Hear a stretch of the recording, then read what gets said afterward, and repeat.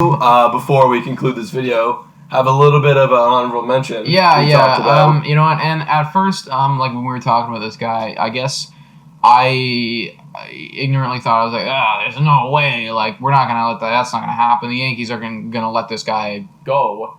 That guy is DJ Lemahieu. I still do think that the Yankees are going to do everything in their power to hold on to him. God knows I would if I was the New York Yankees. But he would be a very elite option when we're talking about getting a guy to be that third base, that second base, that first base, all eligible on the infield.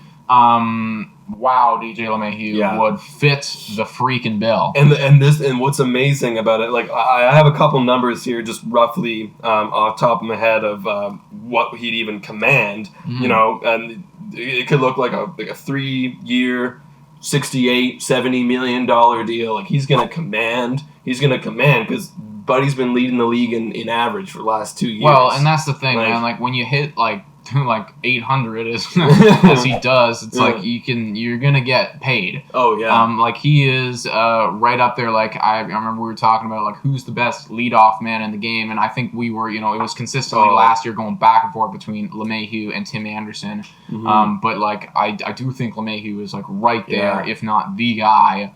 And he's also elite defensively as well. Oh my God. And that's what we need too. Yeah. Like and that's one of the needs that the Blue Jays talk about: starting pitching and defense. And like bringing people like DJ LeMahieu over, like a veteran infielder, where a lot of our errors happen in the infield. There's more than just his average and his production numbers that he brings. He brings experience, because right now the kids, who's their leader? Who's their leader right now? Grichuk, maybe. Right? Maybe Ryu, I guess. But maybe Ryu, but it's like maybe there's a little bit of a language barrier, and he's a starting pitcher. Sure, yeah, different thing. Different thing, but we need a guy who has seen it all, done it all, been the best at his position many, many times, and can lead a young squad. And DJ LeMahieu has a lot of postseason experience. Yeah. He's played, and as much as we harp on the Yankees and we hate the Yankees, they are a winning ball club with a winning mentality. Yep. And he has played on them for a couple of years now. He played on the Rockies, and he's just been pretty much elite wherever he's been hitting. So DJ LeMahieu would literally be phenomenal. I posed the question to you. It's like, if we were to get a guy like DJ LeMahieu, like what do you think the deal would look like? And then like what would our where would he play? Like what would we do, man? So like I said, like I think it could be like a 3-year, $68-70 million deal. Like, I think it's gonna command, especially if we shorten it a bit. And I think he's gonna move around the diamond. He's gonna give maybe Vladdy some days off at first, or give Rowdy some days off at first. He's gonna play.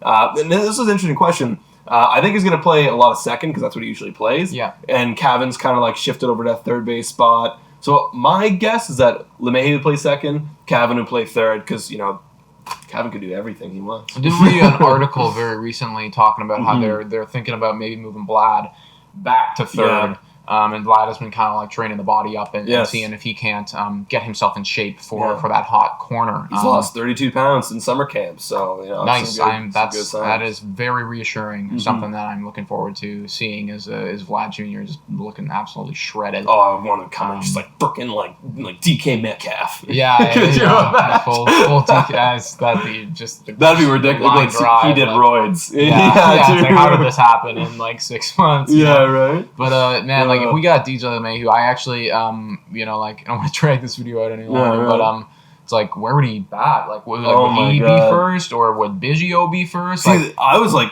what if you just put him in the third spot? He is, but also second spot, like you mentioned before, as becoming more of like the best hitter on your team. Will bat second. Well, I think realistically, because I know we were talking, it's like, it's got to bat first.